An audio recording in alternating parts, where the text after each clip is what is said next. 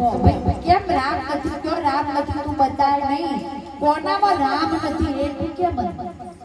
Ram sir તો આપણી કિંમત છે નહીતર આપણી કોઈ કિંમત નથી એટલા માટે સત્સંગ કરી લો ભગવાનને ગમે એવું કામ કરી લો અહીંયા તો બેનો બધા પૂછવા વાળા છે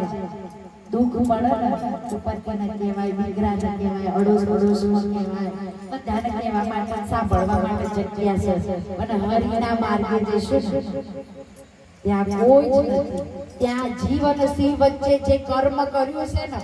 એની આપમેળે થતી હશે ને ત્યારે કોઈ કોઈનું સાંભળવા તૈયાર થશે તો જે જીવ ગયો છે ને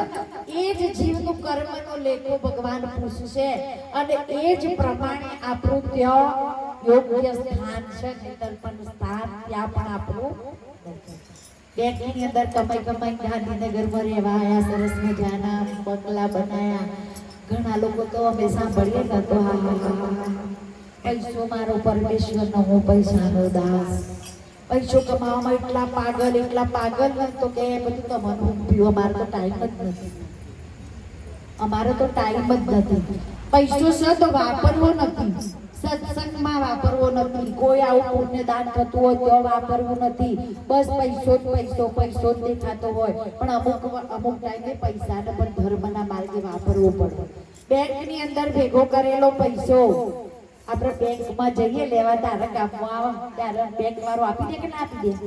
પણ મૂક્યો જ ના હોય તો આપો ખરો મૂકવો તો પડે કમાવું તો પડે પણ એનો યોગ્ય જગ્યાએ યોગ્ય રીતે ઉપયોગ પણ આપણે કરવો પડે એવી જ રીતે જો કર્મનું બેલેન્સ આપણું ભગવાનના દરબારમાં હશે ને તો ભગવાન આપણી હામું જોશે નહીં તો પછી હામું જોશે એટલા માટે આપણે પણ સરસ મજાનો મનુષ્ય દેહ લઈને આવ્યા છે તો ભગવાનને ગમે એવું કામ કરીએ ભગવાનને ગમે એવું જીવી લઈએ અને થોડો ઘણો ટાઈમ છે ને એ ભગવાનની અંદર આપીએ નહીતર તો પછી આપવાની જિંદગી પૂરી થઈ જશે ખાટલો ને પાટલો કરતી રહી